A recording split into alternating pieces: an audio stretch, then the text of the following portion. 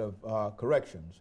And of course, Mr. Hayes, let's give you an opportunity over the last 6 minutes that we have during this final segment to inform our audience of some facts, factual information, or some conceptual information that you think might be helpful for them in terms of understanding what the department is all about, and then we'll be able to wrap this show up for today. Certainly. Thank you, Dr. Haney, again for inviting me on and being able to talk about the Department of Correction. One of the things I definitely wanted to point out, if we may, I guess, in a way, toot our own horn, the Tennessee Department of Correction is one of only 5 correctional systems across the country that is fully accredited by the American Correctional Association, and that's very important. The American Correctional Association is the accrediting arm for state prison systems, and basically, in a nutshell, what that means is that the department is at the top of the systems across the state, and security measures, safety for inmates and employees, and all compliance issues are being met. For example, there are 41 mandatory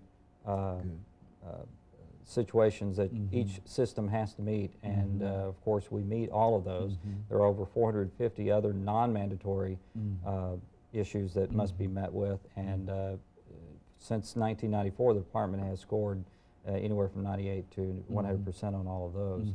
So only 5 prison systems across the country actually can claim to be in that category, and we're very proud of that. And of course that includes management and a number of other that includes everyone in central office, the management positions, on down through every program, every facility in the system, and every program in the facilities is accredited by the American Correctional Association.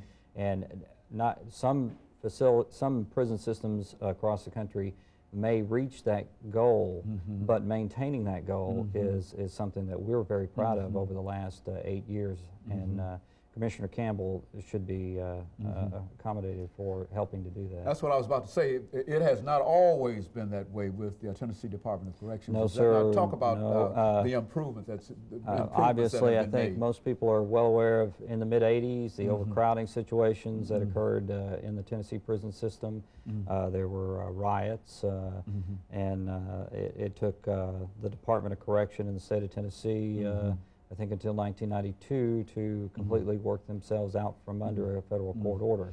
So today we're very proud of our system, and we've been recognized as one of the top systems in the nation. You know, when you talk about the system and some of the problems that at one time you faced in the correction system, what are you doing now, and how do you see your situation today in terms of perhaps meeting the needs? And I say that primarily because quite recently there was a report in one of the newspapers in reference to overcrowded situations in the local jails. And oftentimes we are told that one reason these individuals are in the local jail is because there is no space for them in the system. Speak to that issue about how that is done.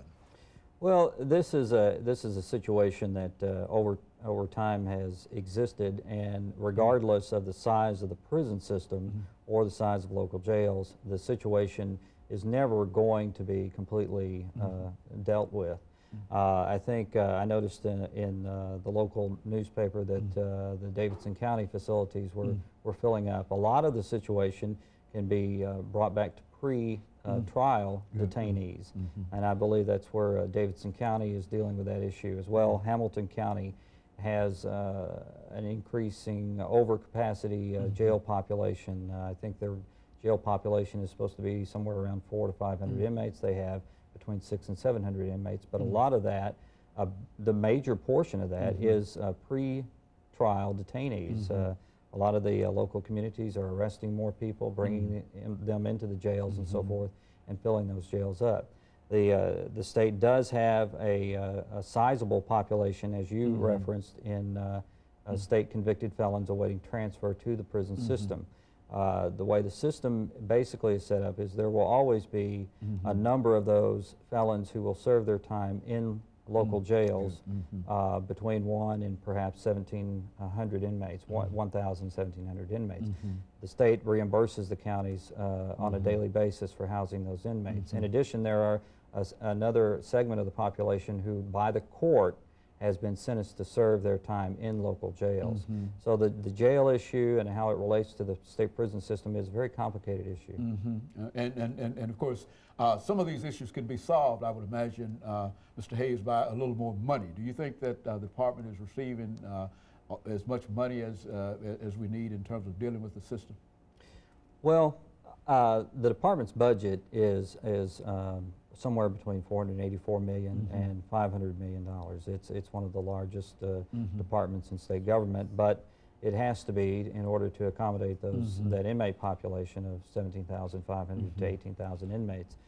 Obviously, as you well know, resources dictate a lot of what you can do, and obviously if more resources were available, the Department of Correction in certain areas would be able to provide more services, more security, more of everything. Very good. And of course, Mr. Hayes, let me thank you for coming by and giving us that excellent information about the Tennessee Department of Corrections. I'm sure that our audience is better informed because of this interview. And of course, let me encourage our audience to tune in again next week for another informative edition of Comments.